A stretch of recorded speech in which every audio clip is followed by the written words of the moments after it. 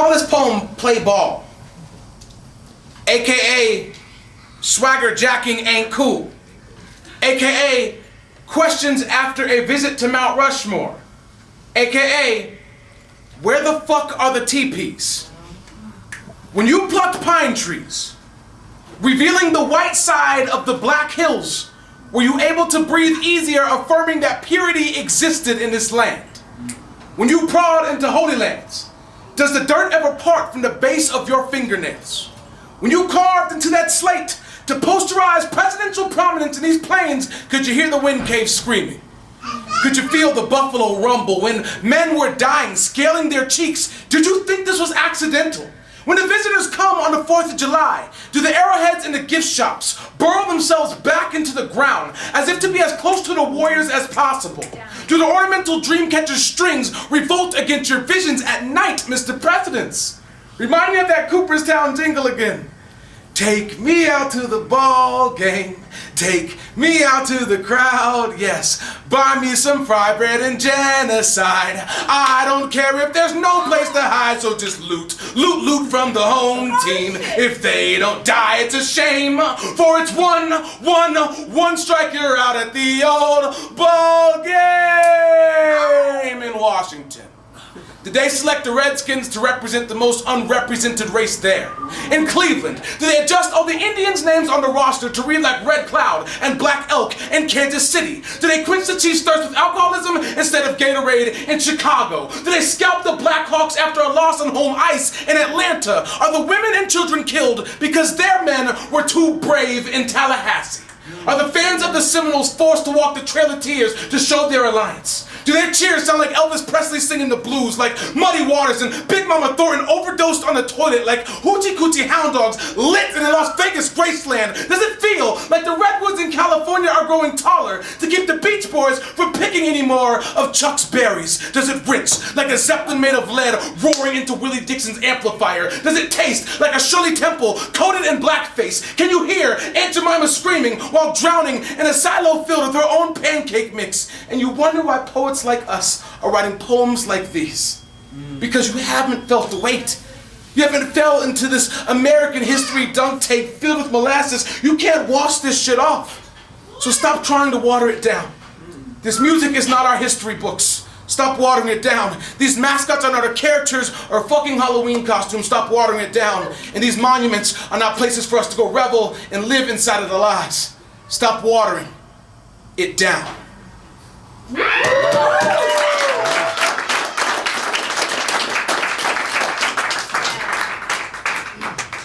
So I had the unique opportunity. I'm actually very much from this like kind of part of town. I'm Southeast Aurora, when I went out to college, I got to do quite a bit of relief work in New Orleans post Katrina, and down there I sort of got to really experience how juxtaposed America can be in one place. And this poem is kind of a dedication to that experience. Thank you for the opportunity here. I hope you guys are enjoying it.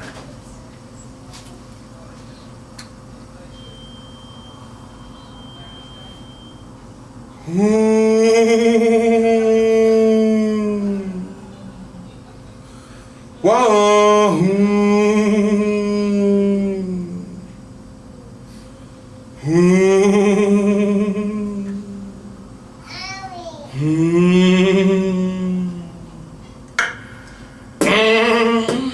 August 2005, the Gulf Coast paid the price. Commenced by decision, while water starts to rise and blur up the vision. This dancing ballerina with the devil's demeanor went to take a course, and yes, we're talking about Katrina.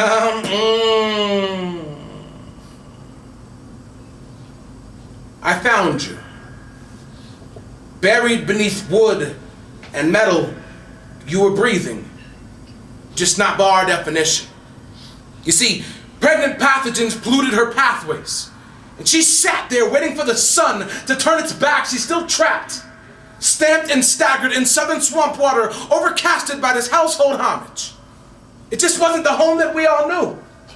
You see, everybody bailed on this place once progress depleted. They thought that they had checked all the village patrons, but a peek in the door, a scream, and spray painting the outside does not equal secure, and it's been 8 years since that water took over. And stories of struggle were they only scoped if they are successful. The rest are buried in the back of our minds like FEMA's failure to fix, and we visit them.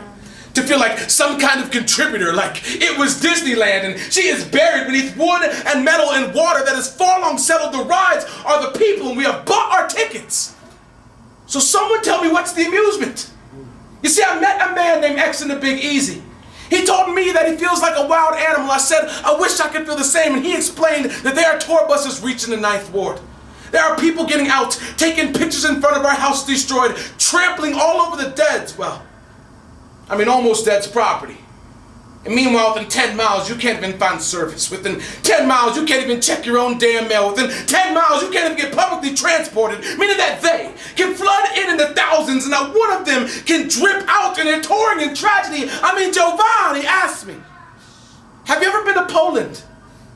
Do they go to Auschwitz and take home dime bag packets filled with ashes souvenirs? Oh, or did they go to Rwanda and take wild Western sepia tone photos of them holding AKs dressed in blackface and camouflage? Or did they go to Wounded Knee and Mount Rushmore novelty headdresses? I'd acted surprised, as if I'd never heard of any of this before, from the slave ship captains to the human show gestures, all the way down to those beheadings at Village Square. I've seen this in my history classes. Black and white photos of white women huddled up around a pile of black ears cut off slaves, hanged, smiling. I've seen this as Texas families corral around an electric chair just to feel a charge. I mean, where have we come from? And there she is. She's still buried beneath wood and metal and dust that has not yet settled, and she's terrified. The camera flashes reminder of stars that she's given up hope on a long time ago. The steps making their way from the French Quarter to the 9th Ward sound like that levee cracking again. So I beg you, put down your cameras, walk away, and stop watching them burn.